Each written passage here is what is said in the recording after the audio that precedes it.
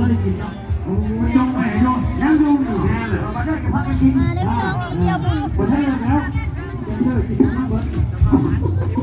แต่ปิดไลฟ์สดก่อนผู้ว่าโทรมาอยู่บนเมืองอาสะพง ลูกทั้งไลฟ์อะไรกันไหนเราจะได้ไปนะ เดี๋ยวบุญทรงเงือเด้อพี่น้องเด้อทรงเงืออัศพรส่งของได้ลาขนาดเข้าไปยืดดักไหม นั่นแหละ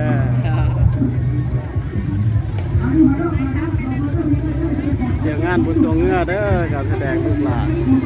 อลังการเด้อนี่เด้อ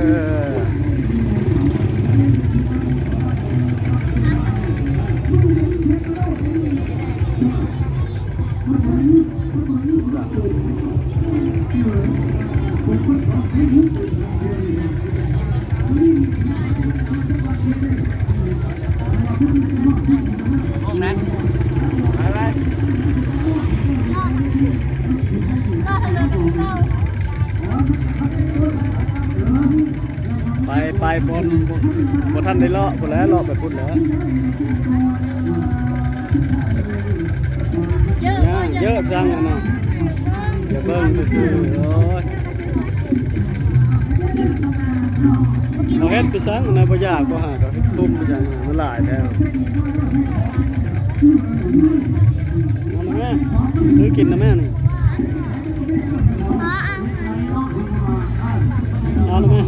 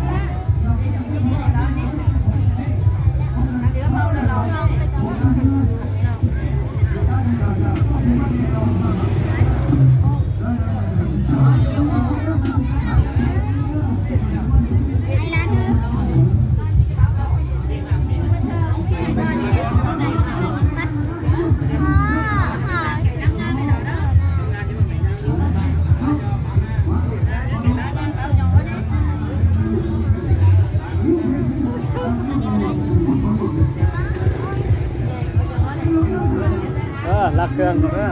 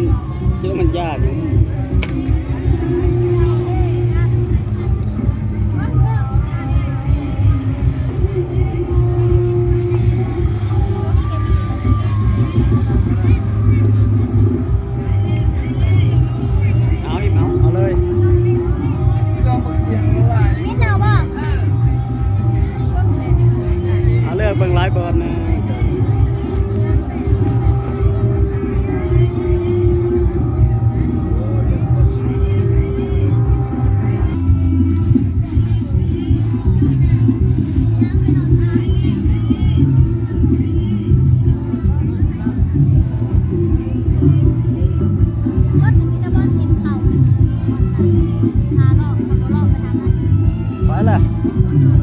นั่นกับกินสไลเดอร์แล้วก็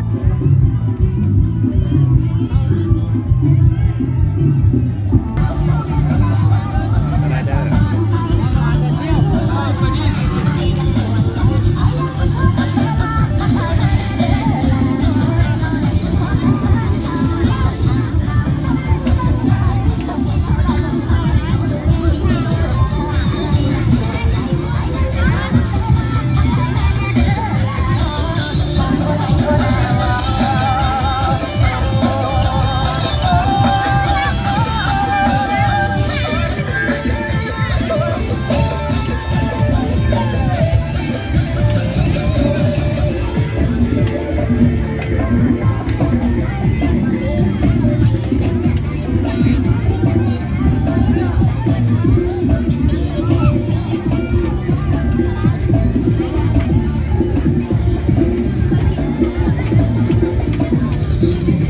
ไม่อยาก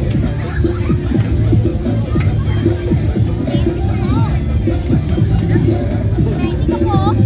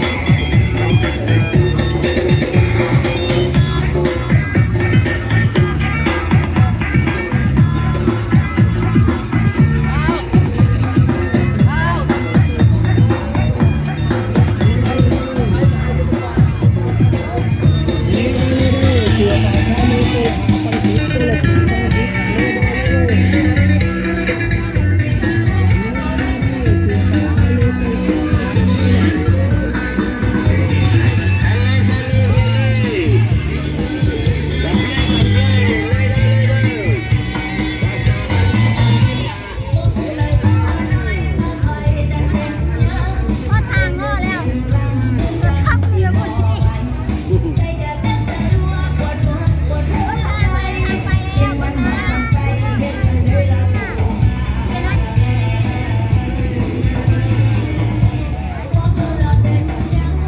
มันย่างนำกระเมยนะปะย่างเล่ากัน8,000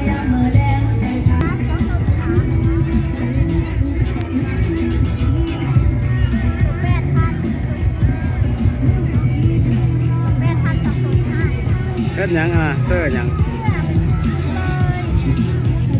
อ้าวลองเบิ่งเม่นเป็นตาจักได้บ่หั่นน่ะ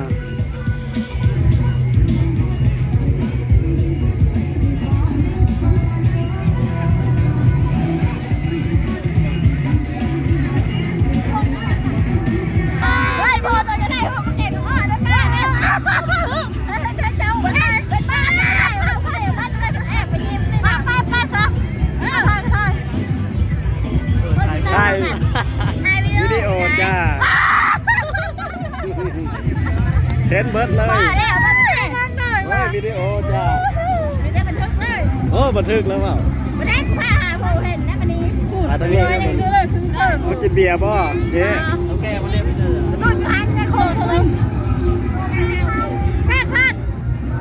เลือกเอาแม่จ้าเลือกเอาเครื่องนะเจ๊อันน่ะงามไม่กูโตเนาะอันเด้ มันหุ้นเฮานั่นมันเฮาแน่กูได้ขายเขาได้เขาเฮ้ยอะไรเหมือนแบบเป็นแม่ใกล้กันเลยย่าไม่ได้ไม่โดนย่าไหม อ้าวได้เพิ่ม เด้อพี่น้องเด้อนี่ มือกองกำลังจะโซฟีมือพี่น้องยิงปืนสิได้บ่นี่น่ะกำลังโซฟีมือ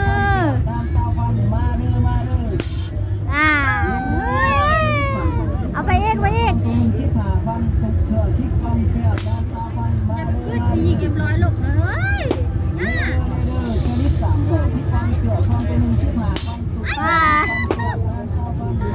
บัวได้แล้ว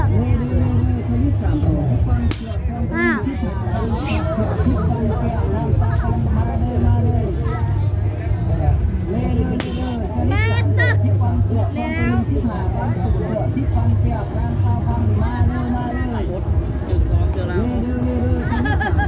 โซฟีมือนะแม่ให้ได้แม่จังอันนะแม่ เอาไปซัดมาปูเรา ไอ้เป๊ปซี่ตุกนึงเลิศจะอ่านทนายเคย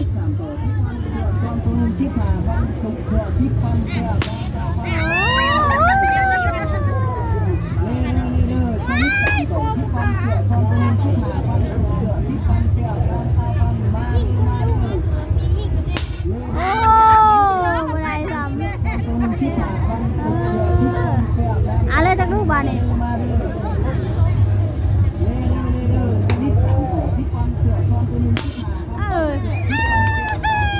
ในเป๊ปซี่แหละ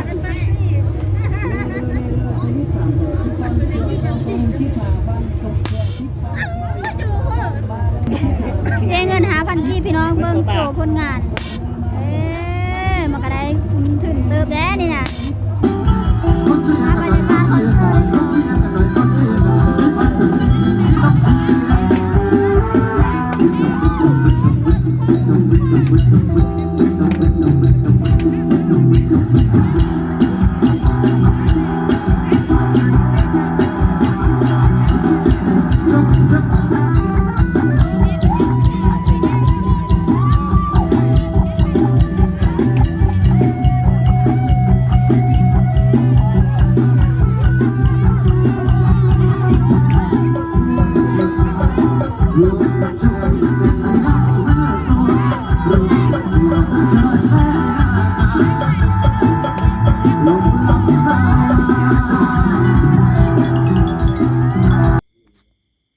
ในที่สุดก็มาฮอดเถิดแล้วเด้อพี่น้องเด้อดิ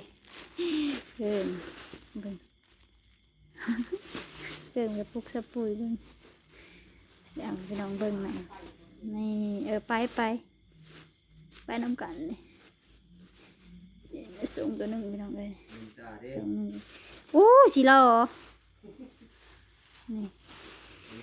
เสือพี่น้องตัวหนึ่ง8,000เลยเสือนี่นะเนี่ยอย่าห้ามบ่ได้อยู่บ้านแต่พุ่นอย่าห้ามนะ